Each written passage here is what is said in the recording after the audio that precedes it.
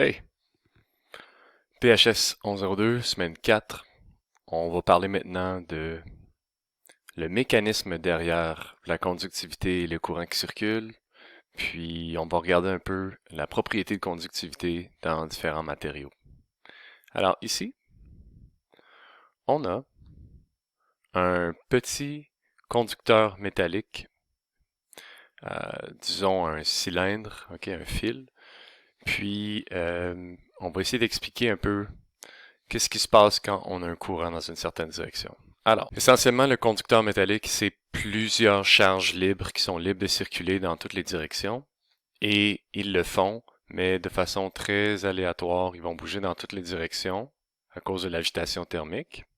Puis ils vont avoir une énorme vitesse. OK, ça va vite, vite, vite, vite, vite. Ça va de Montréal à Ottawa en, tu sais, 1 ou 2 secondes. Puis ça, c'est quand le champ électrique extérieur est nul. Maintenant, quand on applique un champ externe, là, tout à coup, il y a sur les charges une force dans une direction. OK? On a, on a par exemple des charges négatives, des électrons, une force comme ça ici. Ce qui fait qu'on a encore le mouvement aléatoire, mais on ajoute à ça un certain biais, un certain mouvement supplémentaire vers la droite. Ce qui veut dire qu'on a vraiment des charges négatives qui, en moyenne, se déplacent dans cette direction-là, ce qui donne un courant positif et non nul dans le sens contraire. C'est comme si c'était des charges positives qui vont vers la gauche.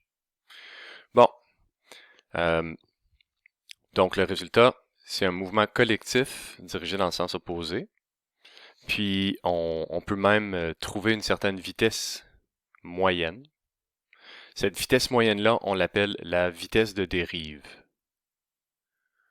qui est plus ou moins dans l'ordre de, si je l'écris ici, là, la vitesse de dérive, elle est plus ou moins dans l'ordre de 10 à la moins 4 mètres par seconde. Comprenez? Donc, en moyenne, ça bouge, mais ça bouge très, très, très, très, très, très, très lentement dans le sens contraire du champ électrique qui est appliqué. Un champ électrique appliqué, qu'est-ce que c'est? Ben, si je prends ce conducteur-là et je le branche à un potentiel élevé puis un potentiel moins élevé, on va avoir des lignes de champ qui vont comme ça, dans cette direction-là.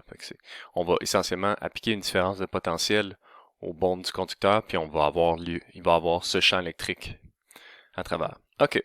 Ce qu'on trouve quand on étudie différents matériaux, on trouve que cette vitesse-là dépend du champ électrique, elle est proportionnelle au champ électrique, avec cette équation-là ici qui fait intervenir une constante de proportion appelée la mobilité.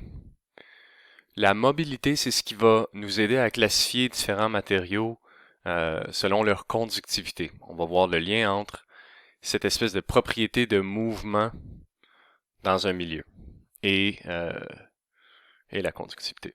Bon. Alors, imaginez un petit morceau de ce cylindre, un petit élément de volume, qui a une certaine charge dQ qui va être, bon ben, densité volumique fois le volume. C'est quoi le volume? C'est delta X fois la surface. Puis ça se déplace dans une direction, dans un certain temps delta T. Ça produit un courant delta I, parce que delta I, essentiellement, c'est une quantité de charge qui traverse une certaine frontière. Disons que la frontière, c'est ce disque-là. Ben après un certain temps delta T, on va traverser, il va y avoir une quantité delta Q qui traverse, essentiellement comme ça. Et on remplace simplement par delta Q ici. Puis, on retrouve, qu'est-ce qu'on retrouve ici? On retrouve une vitesse, la vitesse de dérive. OK. Fait qu'on remplace ici par la vitesse de dérive. On voit que le delta S a disparu parce qu'on divise par cet élément de surface quand on considère la densité de courant. OK. Fait que la densité de courant, c'est ce courant-là, sa direction, donnée par le vecteur n, divisé par la surface. Donc ça ici, divisé par la surface. Il nous reste ρV. On a que V est égal à la mobilité fois le champ électrique. Il y a une proportion entre la vitesse de dérive et le champ. Et ensuite, on a deux constantes, la densité volumique de charges qui sont libres pour contribuer à la conduction de l'électricité, donc les charges qui peuvent bouger. Quand on combine la quantité de ces charges-là qui sont dans un volume avec la mobilité de ces charges-là, la facilité de circuler dans le milieu, on obtient ce que nous on appelle la conductivité. OK? Donc, conductivité, évidemment, dépend du matériau. Certains métaux vont avoir une plus grande conductivité que d'autres. Et si on regarde maintenant à gauche et à droite, on a une relation entre le courant, ou plutôt la densité surfacique de courant, et le champ électrique.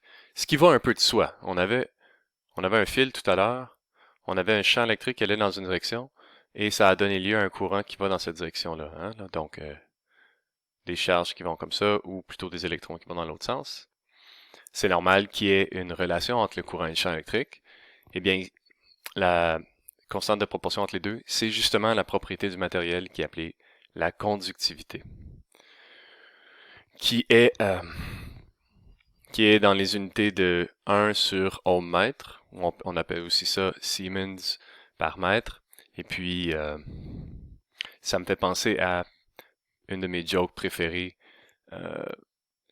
en physique, là, par rapport aux unités. On voit que la résistance, excusez pour cette petite parenthèse là, mais la résistance R est l'inverse de la conductance, qui est un gros G majuscule. Et donc, la résistance a des unités d'ohm et la conductance doit avoir l'unité inverse, c'est-à-dire ohm moins 1. Maintenant, plutôt que d'utiliser les unités plus modernes qui sont simplement les Siemens pour la conductance, on a en fait, dans un certain livre de physique pour la génération avant moi même, on a inversé ohm pour donner MHO, mho.